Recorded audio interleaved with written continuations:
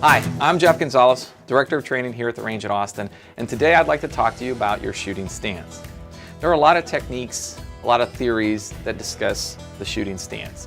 What I'd like to do is just break it down from more of a mechanical point of view, something that's going to benefit you from an athletic point of view. So the first thing we're going to talk about is I'm going to give you a visual aid to look at. This line that's here on the ground is going to be a great visual aid. Most people are going to start by what we call toe in the line, which means that both their toes are going to be on that line.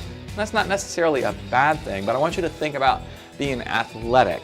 So when you think athleticism, you should naturally be thinking about movement, mobility, and balance.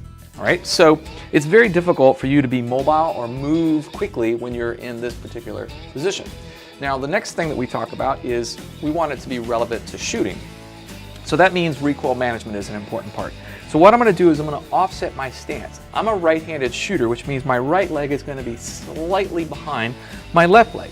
Now, your positioning of your feet is going to be unique to you, so you're going to have to kind of play with that until you find the perfect balance. But I feel right in the middle, where my toe is in the middle of my left foot, perfect positioning. All right. Now, the next thing I want is I want my weight to be distributed on my toes, so my heels are up. I want my heels to be up. That's going to promote mobility, and mobility is a very important thing when we're talking about combative style shooting. The next thing we want is we want our knees to be flexed. I don't want them to be locked, and I don't want to be in a low squat position. I just want them to be flexed. That's it. Now, a very important thing is my hips. I want my hips to be square to the target.